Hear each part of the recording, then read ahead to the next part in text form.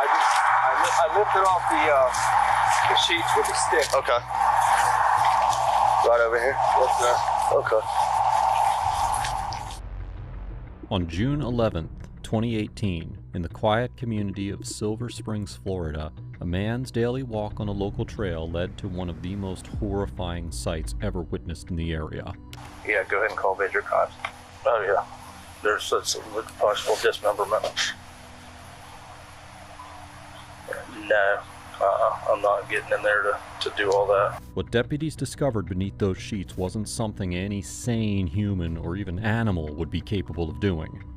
The gruesome sight was enough to launch an investigation that crossed state lines, requiring cooperation from officers around the country. Police didn't know it yet, but this discovery was really the opening act for a twisted tale of betrayal and a dark secret hidden in plain sight. Come down here about 2:30. I read a place up here, and there were turkey buzzards. And I followed, they were on the trail here, and I saw them coming from the left, so I walked in and I saw what looked a bunch of blankets piled up. And, you know, I went back, and I just came down here before I called you, and the curiosity got the best of me, and I poked at the stick. We'll see. This is Timothy Earhart, a regular at the Silver Springs Trail. While walking earlier that day, he noticed a pile of blankets covering something in the grass. Using his walking stick, Timothy moved the sheets. And underneath, he discovered something so appalling, his first reaction was to call 911. How far back is it? Right into the left there. I walk here frequently. Okay. I lifted off the sheets with a stick. Okay. I saw buzzards coming out here. Right over here? Yes, sir. Okay.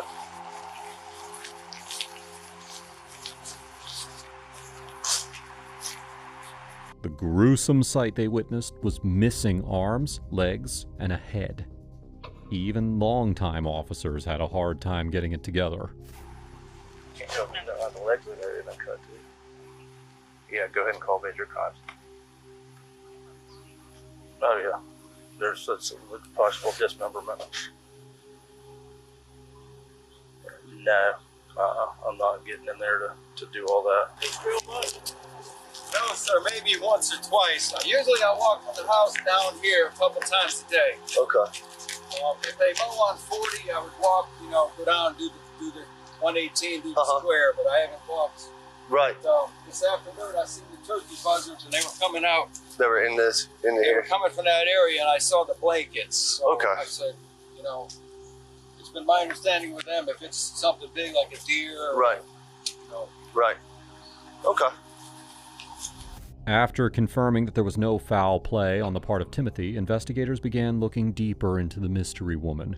With the help of a forensics team, officers found some out-of-place items that piqued their curiosity. 2 rings, a glass Bud Light bottle, and a set of white-colored pebbles or stones around the body. While they seemed random at the time, these items did have significant reasons behind their appearance. Meanwhile, even though there was barely anything to go by when identifying the Jane Doe, officers also found a distinctive tattoo that depicted a robin redbreastbird on her shoulder. Through booking photos and information from law enforcement, the police were able to connect the body to a missing persons report that was filed on June 13, 2018 by the victim's friend.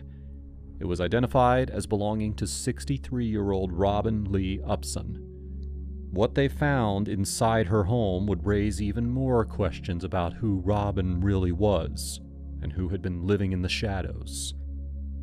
Upon learning this information, they made their way to Robin's residence the next day. There, they found a woman named Virginia Kincaid tidying up the place. Virginia was the one who had filed a missing persons report on Robin, and she had gotten worried when her friend went missing with no communication on her whereabouts. She also confirmed that the distinctive tattoo was Robin's.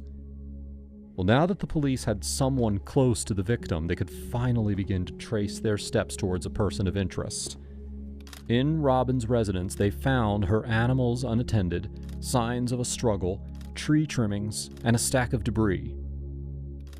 The police also found a number of marijuana and drug-related paraphernalia throughout the house, a detail that could potentially explain certain aspects of Robin's behavior. More relevant, Robin's red and white Ford pickup truck was missing. To trace it, the investigators contacted Robin's mother, Lena Upson. From Lena, they learned about 43-year-old Christopher Tuckvar, a handyman and friend of Robin's.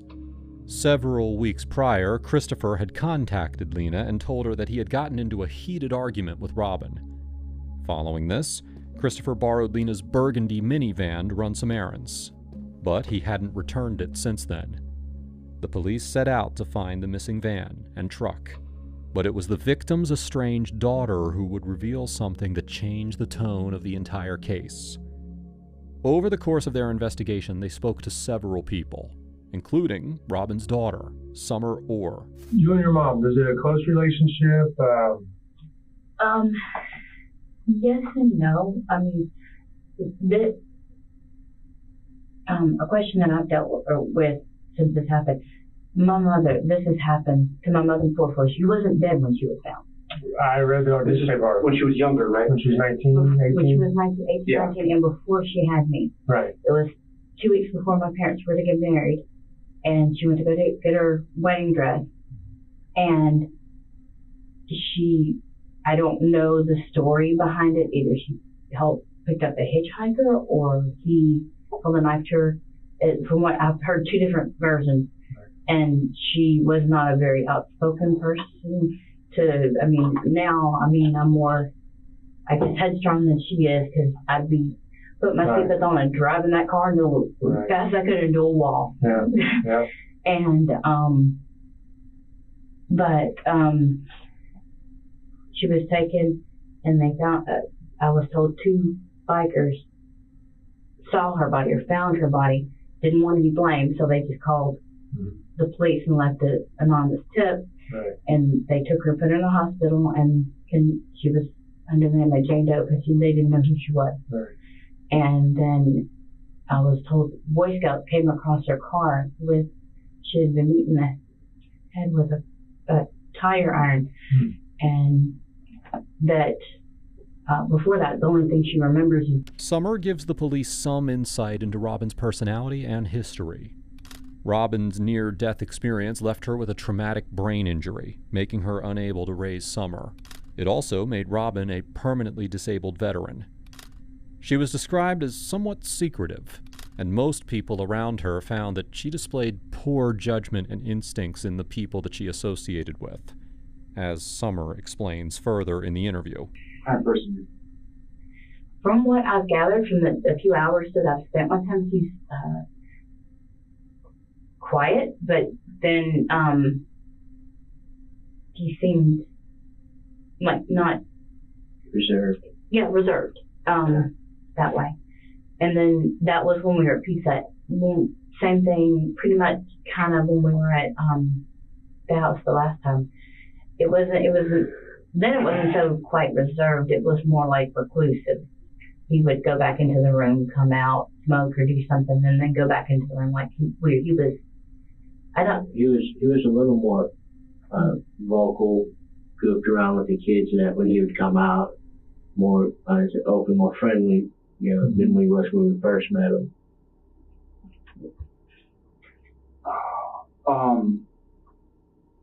Do you know if your mom and him were romantically involved at all? I have no clue. I never really. Summer also informed the police that she had no idea that Christopher had lived with her mother. Due to her estrangement with Robin, there wasn't much info that she could provide. Still, they did learn from her that Christopher likely resided in Marshall, Texas. They also learned more about Christopher's business relationship with Robin. Apparently, they launched 2 ventures funded by Robin's finances. Yeah. And then also, I want to know if this individual, I know it's really weird, but I have a letter that I want to write. Mm-hmm. It's not spiteful or hateful. I want to write it, put it in a Bible, and would you or somebody be able to give it to this individual? Because they don't have them. Oh, yeah. Apparently. Yeah, absolutely. And And that will help. It will help me heal, I think. And it's what I'm supposed to do, even though I don't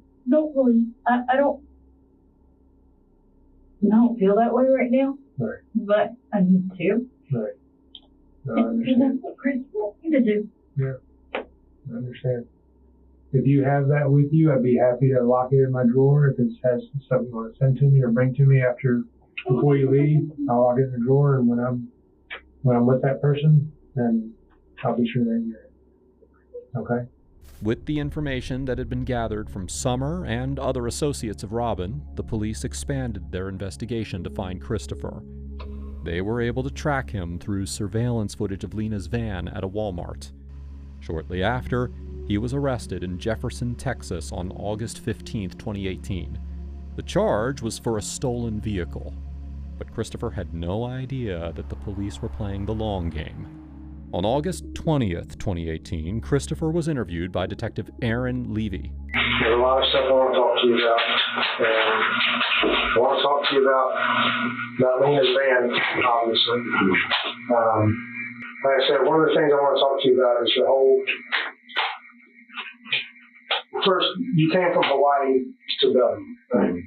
What prompted you to go from Hawaii? Robin needed help with her and with her and her parents, like chores and miscellaneous stuff that needed done around the house.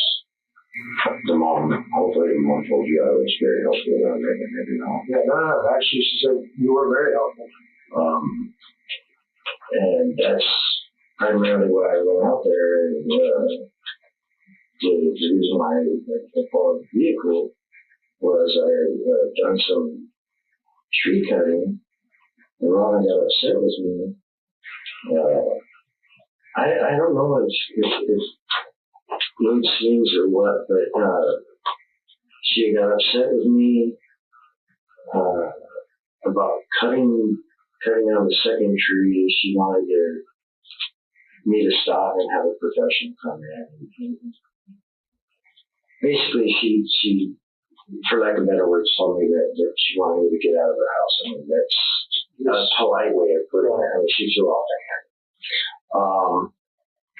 I don't know if you know Robin's history, but she, if you're talking about the head injury, I'm aware of that. Chris starts off describing himself as a reluctant helper in Robin's life. Meanwhile, he describes her as unstable and unpredictable, especially given her drug use, suggesting that she might have been of unsound mind. He even explicitly referenced Robin's past arrest for assault and implied that she made quote-unquote bad choices about her associates. This perspective seems pretty far-fetched, but given the police's investigations, there was a good chance that Robin often got involved with some dangerous people with ulterior motives. Now, while Christopher tried to paint Robin as volatile and unpredictable due to her drug use, investigators found no evidence linking her drug use to the horrific crime. Instead, they recognized this as a common tactic used by perpetrators to deflect blame and muddy the waters, attempting to make the victim appear responsible for their own demise. Robin's personal struggles, while real, had no bearing on the brutal reality of what truly happened to her. Just recently, she was on trial for assault on a peace officer. And that was a friend that she had staying at her house, same situation as mine, and she threw him and his stuff out. So the next morning, after she had told me to leave, she wasn't around, so I went to the mom's house and I said, look, can I borrow your car? Robin's not here, truck's not here. I need to, do some chores and take care of my stuff. And basically, honestly, what I planned to do was go down to the airport and have, some friends wire me an airplane ticket, which never happened. I ended up taking Greyhound from Orlando, but that's basically what happened, and it's completely unfortunate.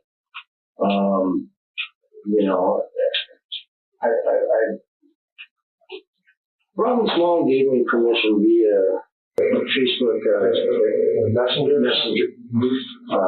And so one of her last texts to me, because I remember I was still in Hawaii, and she said, you can use the car whenever you want when you're here. And I was like, cool, that kind of alleviates, because I already knew how Robin was. I've been coming down there for about 4 years.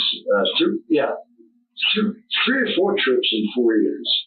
The last trip before this trip, I installed French doors in her house, picked up some of my belongings. I had some tattoo chairs and some other possessions and stuff at her house. And that's when Ben was there. And Was Ben the guy you were talking about before? Yes, sir. And Ben, I warned her. I said, look, this guy is no good. Unfortunately, I don't still have the instant messenger message, but I had told her, because I remember flipping through trying to find it, because I was trying to screenshot it so I could give it to her as evidence for her case. Right. But he had made a threat on me. What happened was I've done laser removal for people for like 10 years, and I do it free for people, hands and feet. Well, when I was down in Florida, when me and Robin had the shot, Ben had come around and he wanted to ski and lasered off his leg. And I'm like, oh, I got you, bro. Right. So I lasered this thing off his leg, and something happened where he got a hernia or something, and he ended up in the ER. And the doctor saw the wound on his leg from the laser removal, and basically told him he was going to need skin grafts. He was basically scarred for life. Blah blah blah, and just scared the shit out of him. And it's coming from a doctor, so he didn't understand. The doctor didn't understand. Correct. And so Ben came at me very, very hostile, very aggressive. Basically threatened my life. Told me he was going to cut my throat ear to ear. And it scared me. I literally had no response. All I did was block him at that point. But I did forward Robin a copy of that message, and I was just like, this on Facebook also, or? Yes. Instant message, or the messenger, Like the iPhone or something? No, through Facebook. Through Facebook. Okay. I believe he was going by Benny Goodson or Benny Blanco. As Christopher goes into a lengthy tangent about Robin's alleged violent history, there are two things worth remembering here. He intentionally reinforces Robin as someone who engaged with dangerous social circles. And at the same time, he also highlights his own victimhood within these past conflicts. Now, while this could be true in some cases, it's hard to truly feel sorry when Christopher stands to benefit from such a narrative. I was kind of forced to borrow the other vehicle, in my opinion, because I had no other options. And, in the sense that, in my head, Robin was willing to leave me out on the street, and it's raining outside, and it's warm weather at the time. So I was just like, I got to, kind of look out for my best interest at this point, and obviously that would be to just go back home with the wife, which didn't happen, unfortunately. So that's basically it, and I feel horrible that I didn't respond to the mom after she has her last text to me. She said she was calling the cops, and I'm like, what are you calling the cops for? You gave me permission. And the way she explained it to me was she told you, that you went to her, said, hey, Robin's kicking me out. She's got the truck. Can I borrow the van? And she told me, she told you, yes, just have it back for the dog. Yes. That's what she told you. And so when you left, I think she told me you told her you'd been in Leesburg, looking for a place to stay. Yes. And when you weren't responding to her and didn't bring it back, that's when she felt you had stolen it. And if where'd you leave it at? Orlando. Right. And I kind of panicked. After I couldn't get a plane ticket, and I only had enough money to get a bus ticket. I figured the best thing to do would just be leave the keys in the van, and and unfortunately, I never made the call and said, "Hey, this is where your van is." I probably should have. I left the keys on the door on the outside. Christopher's story about the van contrasts with what we know from Robin's mother. Yet, that wasn't the only detail that didn't add up. According to Lena, Christopher had borrowed the van with a promise to return it, but she never heard from him since then. The van initially feels like a small part of a larger incident, but when we look closer, it serves as a real test of Christopher's character. Let's assume that Robin is as bad as he says she is. Well, what does her danger have to do with him essentially stealing Lena's van? His story is also inconsistent with the facts that are possessed by Detective Levy, showing that his words are not worth trusting. If he claims not to remember leaving the keys, what else could his faulty memory be hiding? So the relationship with Robin was more platonic, more business relationship, more friendly, romantic, and what kind of? It was a friendly relationship. Okay. Was she content with that? Did she want more than friendship, or no? Okay. She wasn't content with it. She wasn't content. Did she want it to go further than what it went? Yeah, and she appreciated it. She made times. She come on to you, or just talk to you, or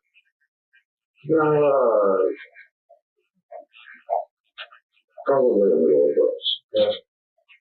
Yeah. You guys ever really uncomfortable? What's that? You guys ever romantic? No. But that's all. And I made it very clear to the mom and dad that we were not.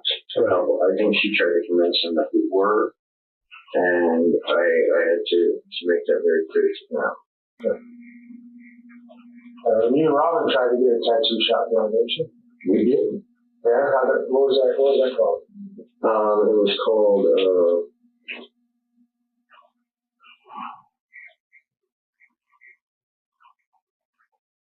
God, what was it called? Oh, Zen Tattoo.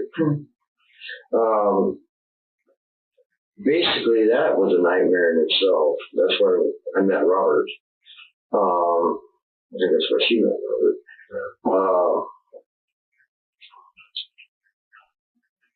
We rented a place. I busted my ass, got it all. I basically ripped out an entire kitchen in an ex-pizza place. So it's disgusting, a lot of grease, just hugely intense amount of work. I probably did $20,000 worth of work. Well, the first month's rent due, Robin doesn't want to pay rent. And the agreement originally was Maui Wowie product would help suffice the cost of the rent and stuff. And unfortunately, we didn't even get our order till after the first month's rent was due. So that wasn't really even an option. I think even the third month's rent was due by the time. I mean, we were getting evicted, I think, by the time we even got product. Just shit happens in shipping and manufacturing and stuff. Anyways, Robin threw a hissy fit and basically wrote the landlords and told them to F off.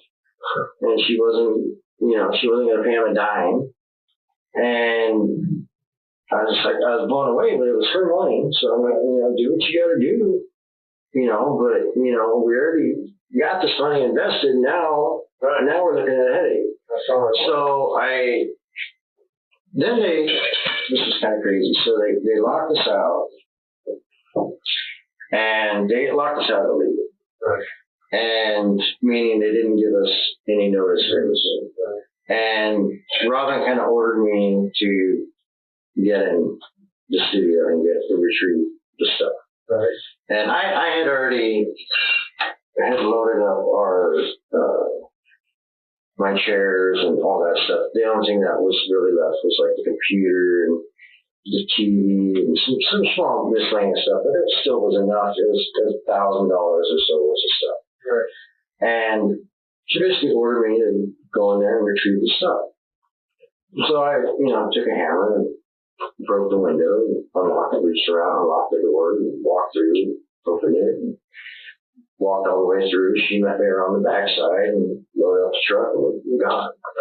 Well, I guess they had me on camera, and the detective came by and talked to me, and I explained the situation. And I'm like, bottom line is, bro, she's a retired vet, and you guys, they're basically picking on us because we don't have enough money to defend ourselves legally. They didn't give you notice either. They can't really lock you out. They did. Yeah. They did. And it was a full-on sheriff's notice. I'm like, I don't even know how they're doing this. Anyways, so he agreed, and he said, I'm not going to press charges. The detective said that? Yeah. He said, the city's not going to press charges. Right. And I guess the county DA, they called Robin and said, you're going to pay for the window. Mm-hmm. And Robin said, we'll pay for it, but when I'm good and ready, or try to give her attitude. And the DA said, no, you're going to pay for it now, right, or we're going to issue a warrant for Mr. Takbar. Yeah. So she had to pay. But it is what it is. But I mean, like I said, that's kind of why I wash my hands. Is like one incident after another. From this retelling of the tattoo shop collapse, Christopher's story has some holes in it. Why would someone fund a business only to sabotage it? Wow. So, did you have any? Were you indebted to Robert at all? Did you owe any money to her? I consider we still owe her. How much? Well, the company still owes her. Where the original loan was like $16,000, something like that. Yeah. Is that where it's still at there? About $16,000 is what she was owed. Yeah, we had agreed that's. That'd be fair. Yeah, I believe at some point it got up higher than that. Yeah. But I had come down and done work and whatnot, and at some point I had signed over, basically, not signed over, but released or whatever the control of the company to my partners, and they now have that. Christopher's $16,000 debt provided investigators with a concrete financial motive for his resentment towards Robin. However, his lack of documentation regarding this debt raised a red flag. The failure of their joint ventures, funded by Robin, coupled with his dependence on her and the mounting debt, likely became a crushing blow to his ego. He perceived these setbacks, and Robin's perceived role in them, not just as financial burdens, but as profound personal disrespect that made him feel small. Well, obviously, I'm not here just for a story. So, I'm sure you would think it'd be kind of unusual for somebody to fly from Florida to Texas to talk to you about a stolen thing. I've seen some interesting things in my time. Yeah. Okay. So, I'm working on homicide. Okay, who's homicide? Robin's. And because you're the last one that I can put with her, I need to really get information from you and see where I need to focus my investigation. To see if you have any clues as to what happened, anybody who may be involved. But I need you to be as upfront with me as you can about what happened prior to you leaving. So Robin's mom is beside herself. Some of her and her kids are beside themselves, and they want some answers as to what happened to Robin. Yeah. And I'm hoping that you'll be able to give me some ideas. I'd like to be able to give them some closure so they can understand what happened.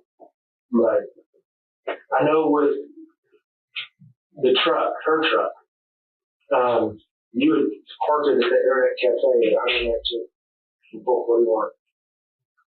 I did.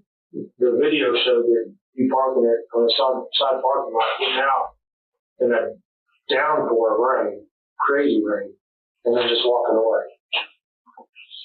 And so I'm kind of curious because that would have been after you said Robin left with the truck. So Chris, I mean, this woman I know, mentally she would get lost sometimes. And you were busting your butt to help her out. Okay. You say you don't want to talk to me anymore? Or do you want to hear what I have to say? It's totally up to you. If you want an attorney, then I'll hear what you have to say. Okay. I want to be able to give her some closure, her family some closure. Okay? And the only way I can do that is through you. And I've looked into you, I've looked into your history from as much as I can, without actually talking to you. And from what I can see, you look like somebody that's trying to do the best they can to make a legal buck. I don't see you out there robbing and stealing and trying to hurt anybody. I see you trying to bust fucking drug dealers that raise their families. Yeah. And I don't even get to see my fucking kids. Yeah. You only got 3 kids, right? Was it,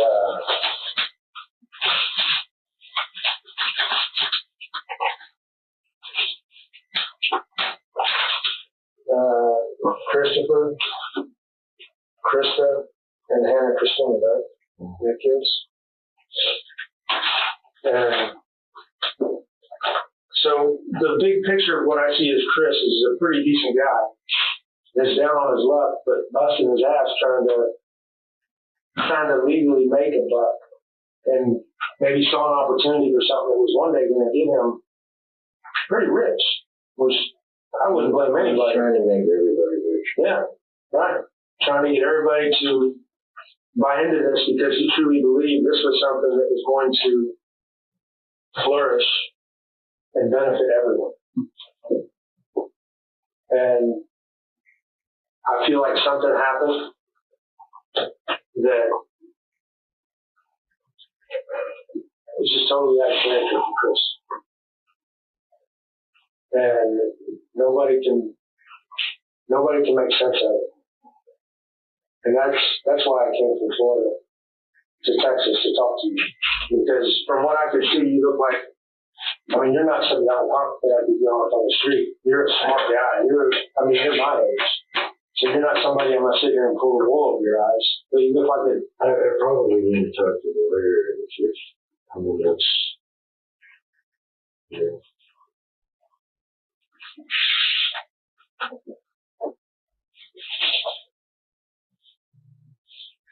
Okay. If you want to talk to an attorney, if you're telling me you want an attorney, I can't ask you any more questions. You want to talk to him, Chris? Yeah, I would like to know where. I can't tell you what, if you're asking me if you want to know the outcome, I can't tell you the outcome myself. I need you to fill in that blank form.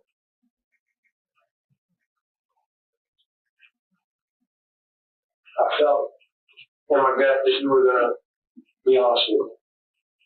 Because looking at what I could of Chris Tagbar, he's a pretty upstanding guy. Obviously. But you're honest, you're hardworking. Something happened that made Chris do something that is out of character. And that's the answer that I need from you. I don't want somebody else filling in the blanks for Chris. I don't want him filling the blanks for Chris. I don't want to guess. I want Chris to tell me. Like I said, your mom believes you no matter what.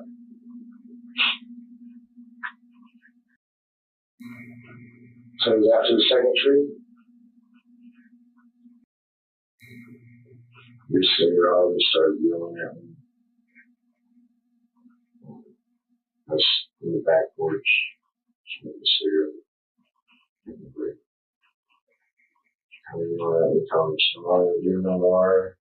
Christopher claims that Robin became upset with him while cutting trees out in the yard, spurring an argument that led to him getting kicked out of the house. She got no shirt and a knife.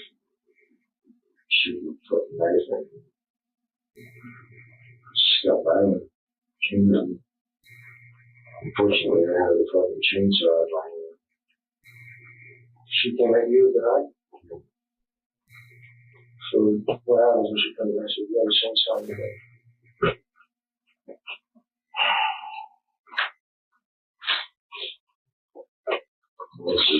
Defense myself is, we wouldn't like that. Fortunately, it was an electric chainsaw. It's not me at the button. Where did the chainsaw hit? The arm and the neck. This is on the back porch. That would be weird. Usually ended up in the living room at that point. So the chainsaw was on, or it was off.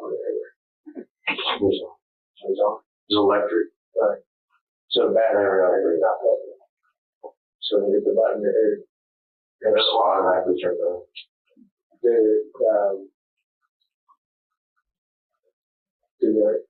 When it hit her neck, did she die right there?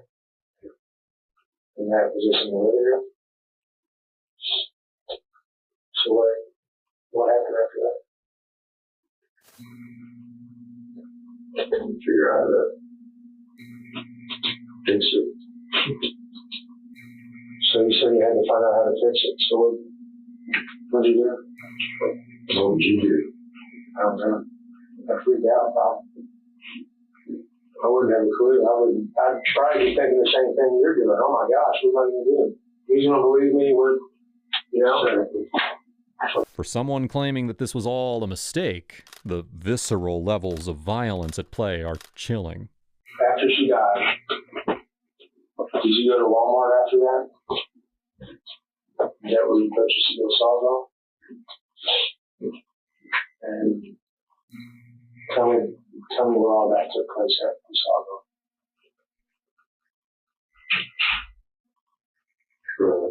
The garage. What did you do with my limbs for we're going to use work sure. Just coming at you with a freaking knife, Chris. What happened?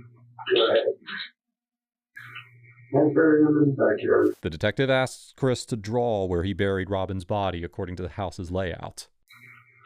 So tell me what I'm looking at. What did you do with her torso? Don't believe me. Did you freeze it? Freeze it first? No, I tried to freeze it. I don't know what I was thinking, bro. I mean, I was freaking the fuck out, man. How'd you freeze it? Or try to freeze it? You freeze it. And the freezer's in our house. There's no way to put her torso. Yeah, no, I didn't freeze it. Christopher attempted to freeze the torso by placing it in an igloo cooler, then transporting it in Lena Upson's van. But he wasn't able to recollect where he had dumped the cooler. He also denied having her torso in any type of bag. As for the white pebbles or stones that were found around her corpse, those were salt. Christopher had used this salt in an attempt to stop the bleeding after he butchered Robin. He claimed to have learned this from tattooing. I have no doubt in my mind, Robin would have done something to those old people. They're not coming out with me. I'm not there, too. What's that? I have no doubt in my mind Robin would have done something to the parents. Yeah.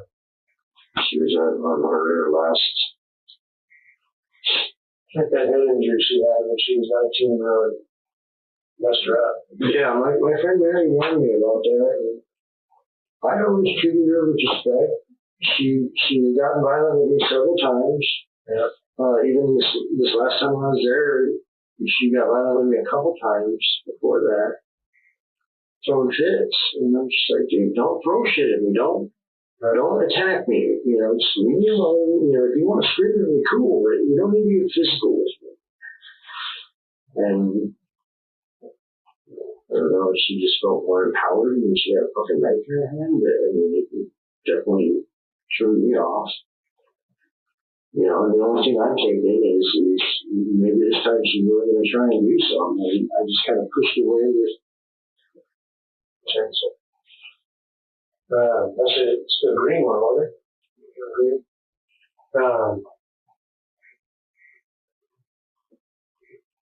If you had have you met Summer before? A man of his word, Detective Levy hands over Summer's letter to Christopher. I don't. What's that? I don't want to talk to her. Would you want to write anything to her? What am I going to tell her? The reason I asked is someone wanted me to give this to you. She bought this. She wrote it up. And she said, when you talk to Chris, would you please give this to her? And I told her I would. She says, she doesn't know details either. She just knows her mother's dead. And she said, as hard as it is for her, she knows she needs to forgive you. She says she feels you need Christ in her life. And she wanted you to have this. And I told her I'd tell you that. If she forgives you. I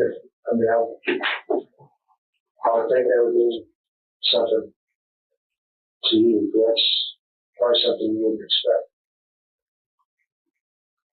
But she said, as a Christian, she has to forgive you because you're also, she said. Well, yeah. I don't think, if anybody's supposed to sin, but obviously dismembering your body was not very below. Right. But some point in there, she really don't. So I told her I'd give that to you on Sunday. So I said, thank you. I will. And that's why I asked, is there anything you want to write back to her or anything you want me to tell her?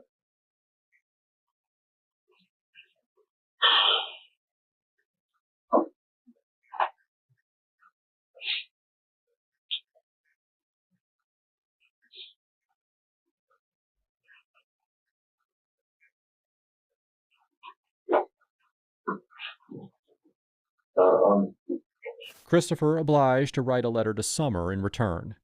The contents of that letter were never publicly revealed.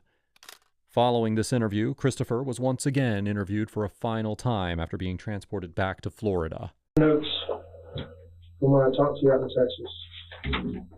And I want you to know that what you told me about where I would find Robin, she was right where you said, obviously. Her phone was in there, like you said it would be. But I wanted to clarify more of how everything happened, how it was she came at you, because when you told me that she came at you with a knife, but I didn't get a whole lot of details about that. You told me that you guys, tell me again. Yeah, I know you guys have been outside working on the trees, right? Was Robin out there with you working on it? No. Okay. Where was Robin while you were working on the trees? In the house and going to and fro wherever she was going, doing her stuff.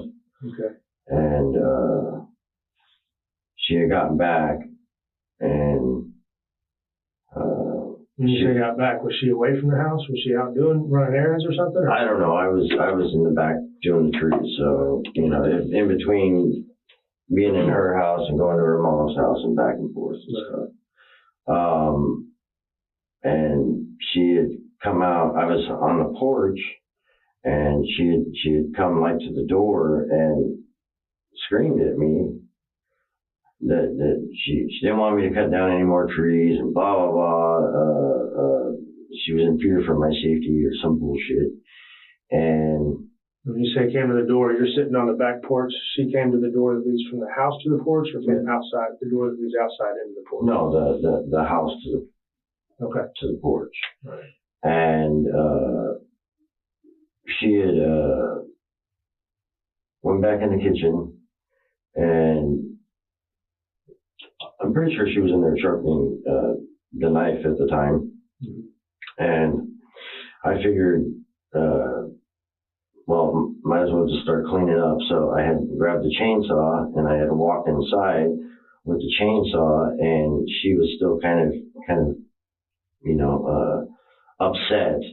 And I had walked past her, and then she was on the corner of like the kitchen and the dining room, and she had the knife in her hand, and she just kind of spazzed out and started screaming at me again, and had turned around, and I still had the chainsaw in my hand.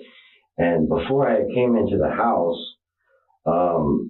I had checked the battery, but I had hit the start button instead of the battery button. Right. And is there like a battery test button? Or something? Yeah. There's a battery test button and there's a start button, and I do believe I hit the start button. Obviously, I did instead of the battery button, which they both beep, so it let me know that, you know, it was charged. So I was like, well, fuck it, I'll just go put it away.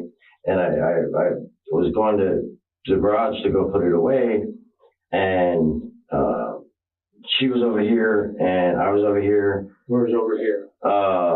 Kind of on the corner of, like, in front of that, there's like a little, it's not a hutch, it's like a little shelf cabinet thing. It had like... In the living room? Yeah, okay. In the living room area. And that was about where I had stopped where I was walking. I had turned around, and that's about where we had a confrontation. She had turned and whirled around, and she was screaming at me, and she had a knife in her hand, and all I did was kind of put my arms up with the chainsaw, and unfortunately it Christopher backtracks what he said in the previous interview, but the damage has already been done. The detective already has a motive. This interview is to erase any doubt that Christopher was responsible for Robin's death. What did she do with the knife? How is she holding it? What did she do with it? All I saw was the shine of the knife coming at me, honestly. Okay. And I had heard her sharpening it. Right. It was, I don't know if it was a fucking hobby of hers, but I mean, she sharpened her knives very frequently. Right. And, you know, so I already had that in the back of my head that you know what I mean? You know, and they're fucking with their knives again, you know. Right. And, you know, so when I went to obviously push her arms away with the knife, you know, the chainsaw went off, and then at that point, somewhere, I mean, obviously, it was very fast, very chaotic, in my opinion. But at some point, we ended up on the bed, right? And you know, at that point, you know, obviously, you know, her life had ceased to exist. It's kind of grossing me out just thinking. I'm sure it's haunted you. I don't doubt that. I mean, like I said, if you guys don't believe it was an accident, that's on you guys, bro. You know what I mean? I know in my heart what happened, and I already feel bad enough for my part in trying to hide a horrible accident. You know what I mean? And I can't really do anything about. Was your plan to bury her torso originally? There was no plan, sir. Okay. I'm just. I know she was sharpening a knife. There was a knife on the bed when it was said and done, and you know, other than that, you know, I'm just horribly sorry that you know, I should have. You know what you should have done? Left. You should have just called. I mean, you should have. No, I should have just never went to fucking there from Hawaii to help her. The final nail in Christopher's coffin. The detective throws him a final bone, and Christopher sticks to his own point of view. Christopher should have called, but instead of reflecting on what he claims was a mistake, he instead doubles down on his dislike for Robin. By doing this, the malicious nature of Christopher's actions remain unmistakable. Now, if you think this case was horrific, you need to check out my video on the guy who thought that he could get away with killing his date.